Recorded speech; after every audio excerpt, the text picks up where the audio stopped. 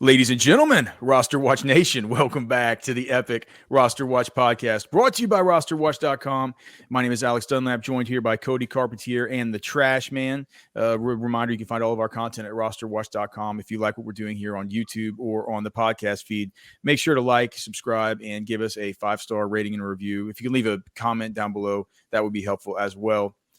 Trashman, Cody, talking today about 6 players ready to break out in 2024 fantasy football. I know that I'm pumped about mine. How are you guys doing today? Good. Still vibing off of the eclipse. Vibing. You didn't feel 4 minutes. You didn't feel weird after it? I don't know. My dog did. My dog slept for the entire day. My chickens felt really weird too, man. They went into the coop and they didn't know what to do once the sun came back out. They're just like, what? Anyway, so chickens coming home to roost here as far as early best ball leagues. And we're talking about breakout players.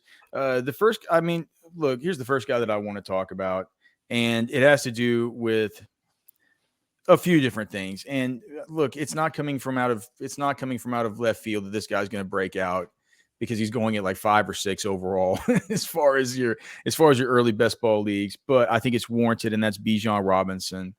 The reason being is that with Kirk Cousins going to the Atlanta Falcons, it's gonna elevate the whole entire offense. And you just look at it from a macro level, and you look what Kirk Cousins has been able to do in the seasons, not counting 2023, which got derailed by injury, right? But the 5 prior seasons in Minnesota, the total number of points scored by that offense, we're looking at 360, 407, 430, 425, 424 for an average of 409.2 per regular season.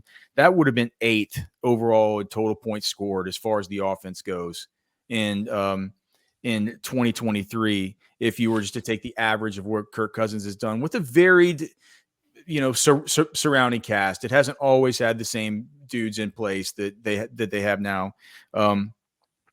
That would be 8th in 2023. Whereas if you look at it, so 409.2 points. Whereas if you look at Atlanta this year, 321 points scored. That was 7th worst in the whole NFL. So you're talking about the team that would have been 8th place if you take the average of what Cousins has done versus the team that was the 7th worst this year in Atlanta. Clearly, there's going to be more points to be scored, and clearly Bijan Robinson is going to be a big part of that. We know how he can be used as a receiver.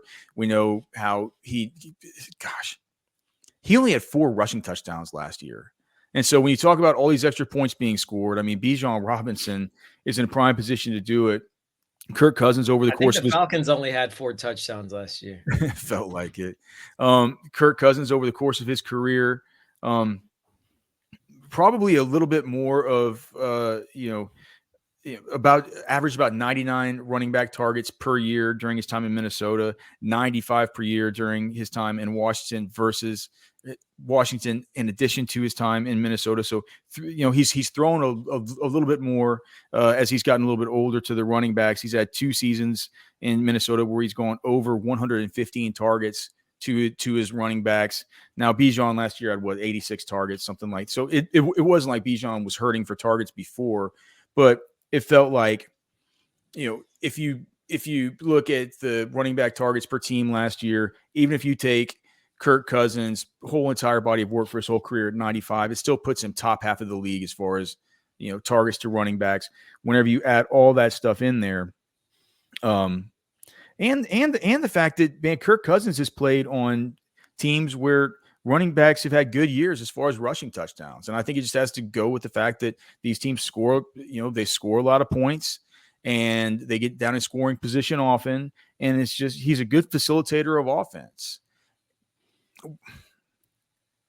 If you take the number of touchdowns that Atlanta had on the ground last year, and you combine it with just all the teams that Cousins has played for since back to 2016, I think is when he got it. Either 2015 or 2016 is when he got his first full season start with Washington.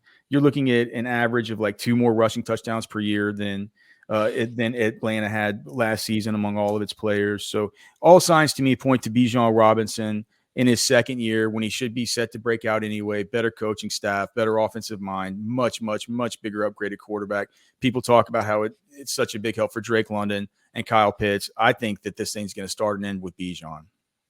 You don't think there's still going to be somewhat of a committee in that backfield? Maybe. And the other thing, the only other thing that brings some slight concern to me was I did look up some of the Zach Robinson stuff. I got the feeling that Zach Robinson was a offensive coordinator that really integrated a receiving running back quite often during his time in Los Angeles. That's the way it felt to me. In 2022 and 2023, that wasn't the case, but I think that had to do with the fact that they just, in 2023 behind Kyron, it was like the second leading receiver for the team was, as far as the running backs, was Darrell Henderson, and he only had like 12 catches, and behind him was Ronnie Rivers, who had like 3. So I think it has something to do with personnel, but one hole that you can't poke in it is that Zach Robinson over the last 2 years in Los Angeles as the passing game coordinator has not been a prolific passer to his running backs. Now, I think this is pretty easily explainable this last year. You just want to get the ball to Puka, you want to get it to Cooper Kupp, all the rest of it. But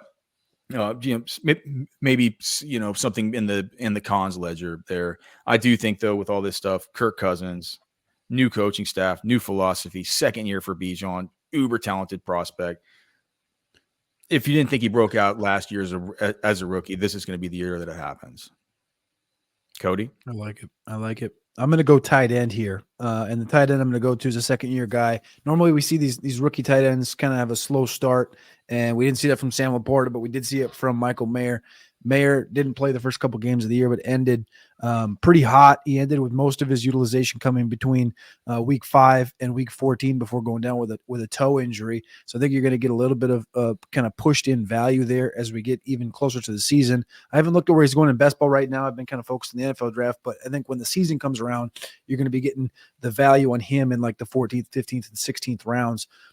Probably at the earliest as far as seasonal goes. And when you look at that offense, outside of Devontae Adams, I'm not really worried about anybody.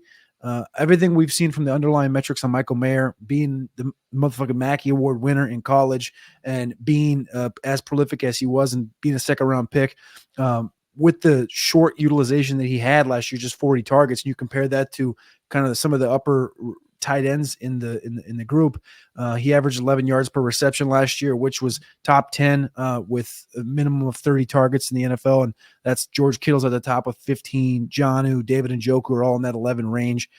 19 out of 27 receptions were for first downs. I think when you just look at what the Raiders are going to do, and I think this a little bit of this upside lynches on, of course, a quarterback coming to town.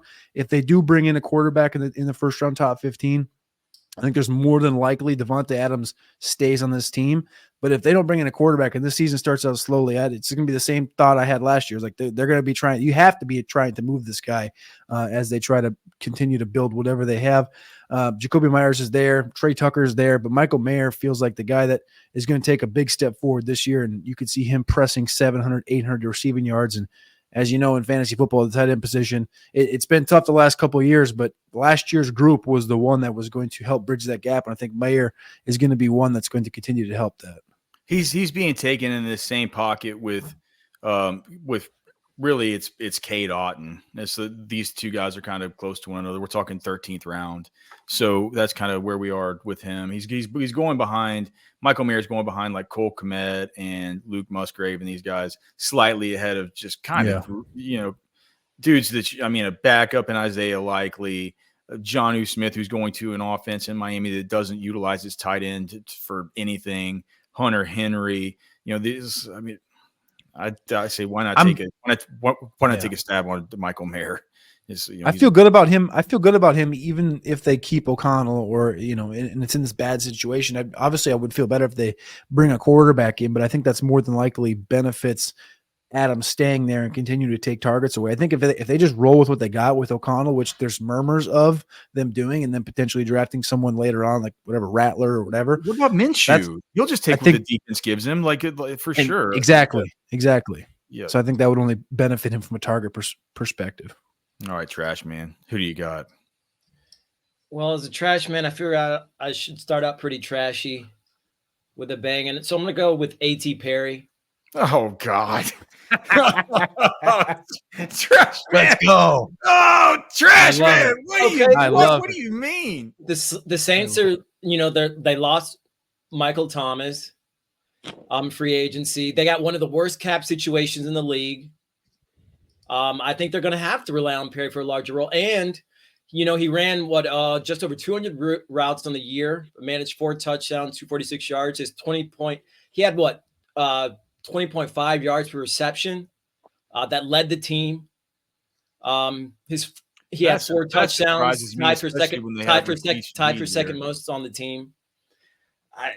Just looking at his stats and the limited amount of work he got, and the situation in New Orleans, I feel like Perry could benefit. A.T. Perry, hold on. Let me just where's A.T. Perry even going right now? Dude, he's definitely a 20th rounder. He hasn't been on my so he's in last pick territory. So let's see these guys that are going around where AT 234 is the ADP. Yeah, so he's going around. Dude, Mac Hollins is going ahead of him. Andre Yosivas, whose value's been just evaporated with value pick in the last round. Mingo, who stinks. What about Josh Reynolds? He's going right there in the same spot. Would you rather have Josh Reynolds or A.T. Perry now that Reynolds is in Denver? Perry. Their Reynolds thing, I think, is fugazi. I would take Perry. I'd take Perry. I kind of like Reynolds. I mean, I like both of them, to be honest. Yeah. All right. A.T. Perry, good enough. From 1A to another, for me, another dude who's not necessarily, I don't think he's too far off anybody's radar, but this is the year for Anthony Richardson, Colts quarterback. If you just look at what he was able to do, and I know he played in 4 games. One of those 4 games he got hurt super early, right? He was actually banged up in 2 games, right? But even with one game where he got a little bit banged up, the game at Houston, remember that one where he only went 6 for 10, but in that same game he did have 3 rushing attempts for 35 yards and 2 touchdowns. So he scored 18.3 fantasy points in that game, 25.2 in the first one versus Jacksonville, and then versus the Rams, almost a 30-pointer. He gets hurt in week 5 versus Tennessee. Now, so even when we take into account the week 2, I believe that was a concussion, wasn't it, when he banged his head in the end zone on one of those rushing touchdowns? Because then he missed week 3. Am I off on that? And then it was the shoulder in week 5. I think that's right. Yep. So, but let's just even if we didn't take into account the game where he got hurt at Houston, or if we decided hey, he didn't come back at half, even if we're gonna make him have half the productivity in the second half as you would have had in the first half, you would still have to give him 27 points for that game. But let's just keep it at 18.3. So 25.2, 29.6, 18.3. If we put that up against just over the course of a whole season, and I realize that's hard to do, especially with how much he runs and stuff. I mean, gosh, in these games, he never ran for less than 35 yards. And, so that's just an amazing floor. In games where he was healthy the whole time, his rushing floor was 40 yards. His rushing touchdown floor was 1 over the course of these games. He had 1 touchdown in each of the 3, and then 2 in the other one. It's like you're talking about a player who would, on average, even when we are factoring in one game where he gets injured halfway through and doesn't come back at halftime, the only guys ahead of him would have been on a points per game basis over the course of the whole season would have been Josh Allen, Jalen Hurts, and Lamar Jackson. He would have been quarterback 4, right? And that's with a game where he misses a half counted. If we were to take that game and project out the second half at just 50% of the production of the first half, we'd be talking about a dude in Anthony Richardson that would have been quarterback 1 on the season. And right now he's being taken at quarterback 6 right now? Is that it? Quarterback 6? Let me just look and see. So right now on Underdog, so it goes Josh Allen, Jalen Hurts, Lamar Jackson, CJ Stroud, Patrick Mahomes, and Anthony Richardson. You're getting a 1-round discount from CJ Stroud, Patrick Mahomes to Anthony Richardson, you're getting a 1.5 to 2 round discount, basically a 2 round discount from Lamar Jackson to Anthony Richardson. I think it's crazy. So far, as I've been doing these simulations, we're running it about a 64% exposure clip to Anthony Richardson right now, and I'm fine with it. Hard to argue with any part of that. It's kind of cool that we go from A.T. Perry, the exact bottom, to Anthony Richardson, the exact top of the Covering all conversation. bases. Covering all bases. I like that. Yeah, it's hard to argue against Anthony Richardson. I mean, it's the Konami king right there. If he stays, he said that he's on a mission this year. Yeah, but the mission. I mean, he was on it last year. The bottom line is if he can stay healthy, yeah, it's Yahtzee. Like that's it for me. I'm going to go back to Atlanta where you just came from, and I'm going to go with Drake London. Drake London, some might say he's broken out already, but he hasn't technically. 1,000 yards in the NFL is a breakout. 866 as a rookie, 905 last year, only 6 total touchdowns across those 31 games. Currently, he's going off on Underdog as wide receiver 10. Some people think it's a little high. I think it's kind of proper. It's behind Marvin Harrison, ahead of Devontae Adams, ahead of Brandon Ayuk, ahead of Nico Collins, who's falling, ahead of Stephon Diggs. But when you look at really, we talked about it a couple weeks ago on the show, and that is just making it through the grinder. Pitts has made it through the grinder. London has also made it through the grinder, and that is dealing with Desmond Ridder, dealing with Arthur Smith, dealing with the lack of offensive output, and now insert Kirk Cousins, who Kirk Cousins comes in after being in Minnesota and dating back to Washington, throwing for 4,000 yards every year outside of 2019. And of course, last year, because he got injured early, but he's thrown for over 4,000 yards every single year since then. He's thrown for over 600 pass attempts 3 times over the course of those 7 or 8 years. Kirk Cousins is going to rise all boats. He's the tide that rises all boats in Atlanta. You talked about Bijan earlier. It's only going to benefit the run game. We saw it with Kirk Cousins in Minnesota, allowing Dalvin Cook to give us a great fantasy output on back-to-back multiple years. And I think at the wide receiver position, it's something that London Pitts, and whoever else, insert, Darnell Mooney, whatever. It's going to benefit all these guys. And I think London's going to be one that takes that big step forward and jumps to that 130, 140 target range just based on pure output. As long as Zach Robinson doesn't limit Kirk Cousins, I think there's going to be no problem with London getting up to that 130, 140 target range, maybe higher, and pressing 1,400 yards. Now we just need touchdowns, and then that'll fulfill that top 10 ranking. They're gonna come. Trashman, who do you got? I got Zamir White going back to the Raiders. I forget how big Zamir White is. 6 foot, 215 pounds. I think with Antonio Pierce, I think he's kind of going to be a no-nonsense kind of head coach, going to go with the run game. Young quarterback, at least right now. We saw how determined he was for it last year. He's like, man, if we get Josh Jacobs to 100 yards, we're gonna win the game. And he just kept trying to do it. If he keeps the same philosophy, I mean, Zamir's. I think he will. I think there are a lot of variables in that offense right now, but I don't think White's one of them. I think he's going to be somebody they can rely on a weekly basis. He also is a good pass catcher too.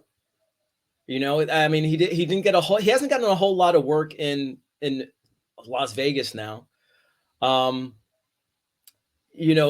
Only 38 receptions for 255 yards.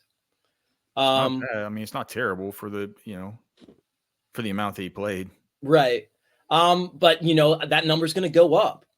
And I just think with the amount of usage they're going to get out of him, they haven't made any free agency moves that make you think they're concerned about the position. Maybe they add somebody in the draft, but it's one of the weaker RB classes we've seen in the last few years. So I think, all of these things point to Zamir White being the guy for the Raiders this season and having a lot of touches.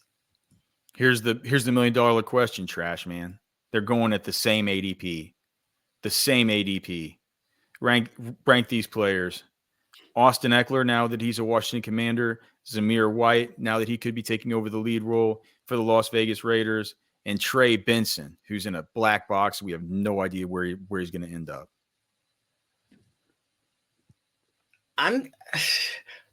Well, is Benson being drafted before White right now? I'm not telling you. They're basically all the same. I go with White. I mean, it's found money. White, then